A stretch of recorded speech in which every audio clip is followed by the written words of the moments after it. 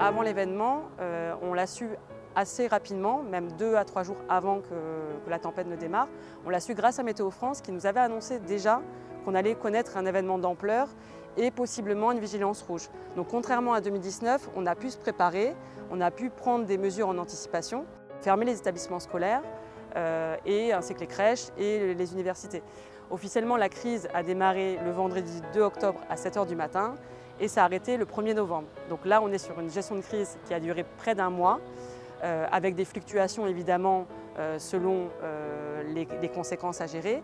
On a organisé le centre opérationnel départemental pendant 1 mois avec près de 130 heures en continu. Donc une gestion de crise très longue, très éprouvante, d'abord par rapport à sa durée, mais aussi par rapport à la multitude des sujets à traiter et par l'ampleur des acteurs impliqués dans le cadre de cette gestion de crise, tout en sachant qu'on était aussi dans un contexte sanitaire particulier qui nécessitait aussi d'être vigilant, y compris dans l'organisation logistique en tant que telle de cette cellule de crise. Alors la gestion de crise, elle est en plusieurs étapes. Il y a la crise immédiate où il faut mobiliser tout le monde. On a essayé de coordonner les acteurs et ça allait dire, c'est pendant les 2-3 jours de la crue où là c'est du 24-24, ce que j'ai dit tout à l'heure, il faut qu'on appelle à relayer nos équipes, où on découvre et on essaie d'être le plus réactif possible par rapport notamment à des événements qu'on n'a pas forcément anticipés, mais ça c'est la gestion de crise.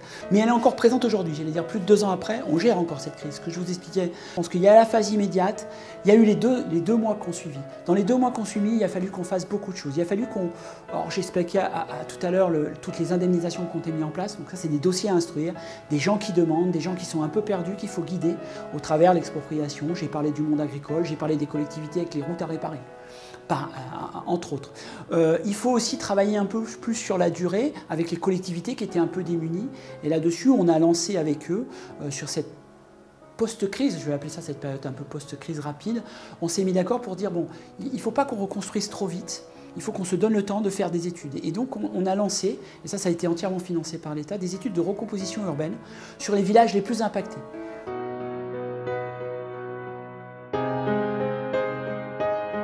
Donc grosso modo, pour les sapeurs-pompiers, à titre d'exemple, sur des opérations, des interventions, des inondations dont on a fait état, en 2010 ça a duré plus d'une quinzaine de jours à peu près.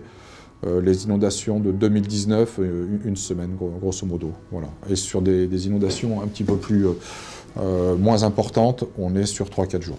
Voilà. En moyenne, sur toutes les inondations où on est intervenu, entre 15 jours à 3 semaines ou 23 jours pour 2020, on était en moyenne entre 150 et 200 bénévoles qui se sont relayés avec des renforts nationaux, avec des renforts régionaux, plus tous les bénévoles du 06, enfin tous ceux qui ont pu se libérer.